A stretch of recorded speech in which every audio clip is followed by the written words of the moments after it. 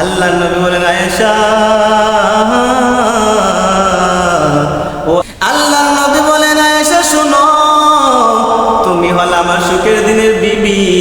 আর আমার এমন একটা সময় ছিল, আমার ডাইনে শত্রু, বামে শত্রু, সামনে পিছনে চতুর্দিকে শত্রু।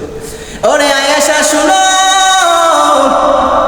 ওই কঠিন পরিস্থিতির সময় আমার পাশে আমার মাও নাই, আমার বাবাও নাই রে আয়েশা।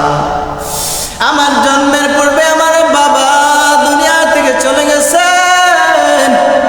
6 বছরের সময় আমার মা বিদায় নিয়ে নিলেন। 8 বছরের সময় আমার দাদা চলিয়া গেলেন রে আয়েশা।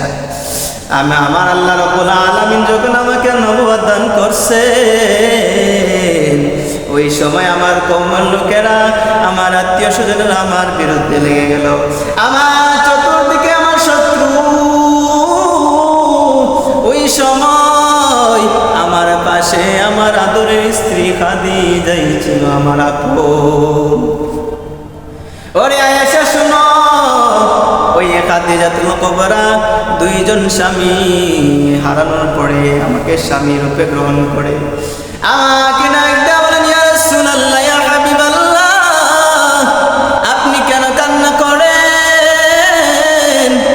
আল্লাহর নবী বলেন, খাদিজা গো, আমি এই জন্য কান্না করি কারণ আমার আল্লাহ আমাকে কোরআনের আলো দান করছে।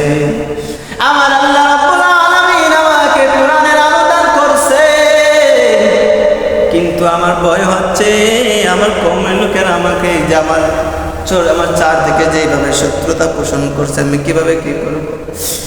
ওই সময় আয়েশা খাদিজা ডাক দিয়ে বলেন, ইয়া রাসূলুল্লাহ, ইয়া হাবিবাল্লাহ, নবী শুনেন, ভয়ের কোনো কারণ নাই, আপনার সঙ্গে আপনার প্রভু রয়েছেন। ইয়া রাসূলুল্লাহ, আল্লাহ রাব্বুল আলামিন আপনাকে যেই কোরআনের আলো দান করছেন, সেই কোরআনের আলো আমি খাদিজা মহিলা মানুষ সর্বপ্রথম গ্রহণ করলাম। আল্লাহু আকবার। আল্লাহ নবী খুশি হয়ে গেলেন। গোরের কুঠি যখন শক্ত হয়ে গেছে, আর কোনো চিন্তা নাই। আল্লাহ নবী সাল্লাল্লাহু আলাইহি ওয়াসাল্লাম তায়েফের ময়দানে চলে গেলেন, তায়েফবাসীর কাছে চলে গেলেন। ডাক দেয়া বলে, তায়েফবাসীরা শোনো, ওরে তায়েফবাসী শুন, আমি হলাম মক্কার মুহাম্মদ। আমার মা নাই, আমার বাবাও নাই। আল্লাহ রাব্বুল আলামিন আমাকে কোরআনের আলো দান করছেন, তোমরা শিরক থেকে চলে আসো, একমাত্র আল্লাহ তাআলার ইবাদত করো। ও আয়েশা, এইভাবে যখন আমি তায়েফবাসীর কাছে ইসলামের দাওয়াতের বাণী প্রকাশ করতাম, তায়েফবাসীরা কি করতো জানো? ছোট ছোট বাচ্চাদেরকে আমার পিছনে নিয়ে দিত।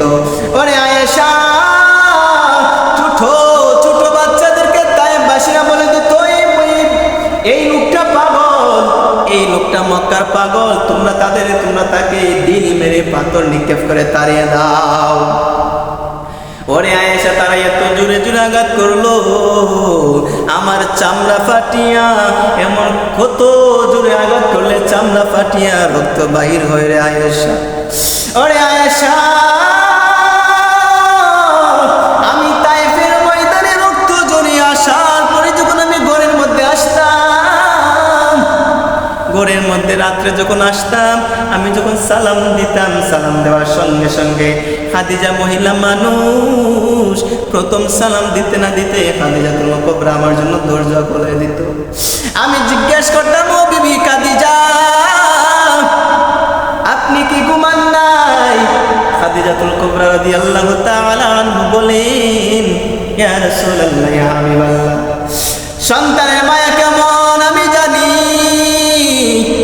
আপনার মাও নাই, আপনার বাবাও নাই, ইয়া রাসূলুল্লাহ, আপনাকে আল্লাহ রাব্বুল আলামিন কোরআনে আলো দান করছেন। মানুষ আপনাকে মারে, অত্যাচার করে, আপনি যদি ঘরে এসেও যদি আমাকে ডাক দেওয়া শুরু করেন, আমি খাদিজা যদি না শুনতে পারি, আপনার কষ্ট হবে। ইয়া রাসূলুল্লাহ, এই জন্য আমি বিছানার মধ্যে পিঠ লাগাই না। ওরে আয়েশা শুনো, ওই খাদিজার কথা যখন আমার স্মরণ হয়ে যায়, আমি মুহাম্মদ সাল্লাল্লাহু আলাইহি ওয়াসাল্লাম কান্না ছাড়া থামতে পারি না। আমি যখন 3 দিন 4 দিন 5 দিন 7 দিন হেরা গুহায় মগ্ন থাকতাম, ওই খাদিজা মহিলা মানুষ পাথরের পর পাথর, পাথরের পর পাথর পার হয়ে, পাহাড়ের পর পাহাড় পার হয়ে, রাস্তাঘাট পার হয়ে, পাহাড়ের উপর টিলার মধ্যে হেরা গুহার মধ্যে আমাকে নাস্তা পৌঁছাইয়া দিত। আমি যখন ধ্যানমগ্ন শেষ করে আমি তাকায় দেখতাম খাদিজা মহিলা মানুষ আমার জন্য নাস্তা নিয়ে দাঁড়ায় রয়েছে। আমি জিজ্ঞেস করতাম, খাদিজা তুমি আমাকে কেন ডাক দাও নাই? খাদিজা রাদিয়াল্লাহু তাআলা আনহা বলেন, ইয়া রাসূলুল্লাহ, ইয়া হাবিবাল্লাহ, আমি যদি আপনাকে ডাক দিতাম আপনার ধ্যানমগ্ন নষ্ট হয়ে যেত। না না না, বরং আমি খাদিজাই দাঁড়াইয়া থাকলাম। ওরে আয়েশা, ওই এত আদরের স্ত্রী আমাকে যে এত কেয়ার করতে, এত ভালোবাসতো, এত আদর করতে, এত যত্ন নিত রে আয়েশা, ওই খাদিজা ইন্তিকাল করিয়া গেছে। ওই খাদিজাতুল কুবরার কথা যখন স্মরণ হয়ে যায়, আমি কান্না ছাড়া থামতে পারি না, আমার চোখের পানি ধরে রাখতে পারি না রে আয়েশা। ওই খাদিজা আমাকে এত ভালোবাসতো।